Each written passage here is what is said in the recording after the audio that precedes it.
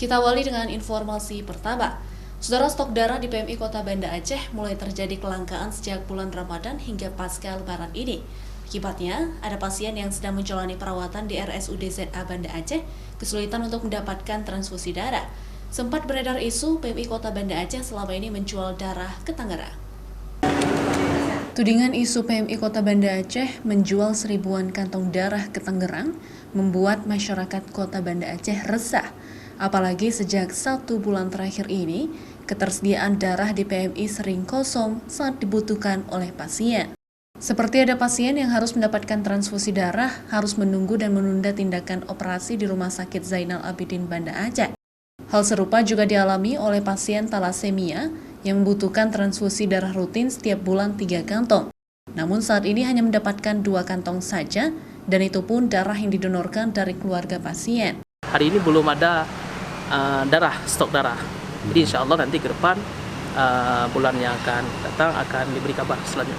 Hari ini kosong. Butuh darah apa, Bang? Butuh darah 2 kantong, minimal 2 kantong.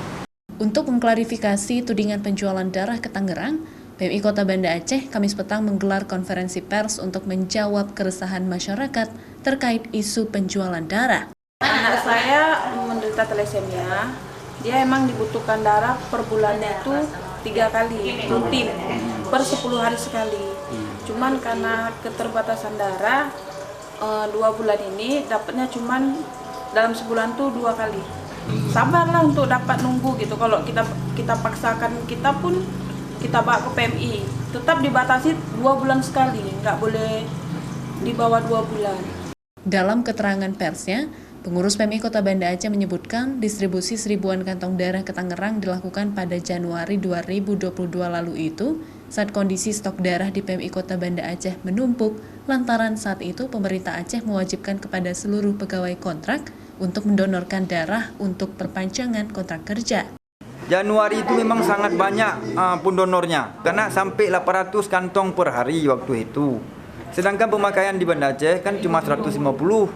Nah, jadi itu bukan karena ini cuma isu-isu, makanya saya harapkan kepada kawan-kawan, karena ini menyangkut dengan organisasi kemanusiaan, jadi dengan kurangnya kepercayaan masyarakat juga akan berimbas kepada masyarakat yang membutuhkan.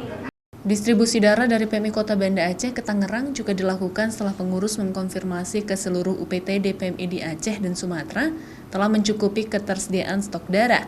Namun jika darah tidak segera didistribusikan ke Tangerang, akan terjadi expired dan terpaksa harus dimusnahkan. Kerjasama antara PMI Kota Banda Aceh dan Tangerang sudah terjalin sejak lama, sehingga saling menutupi antara UPTD saat kondisi sedang kosong.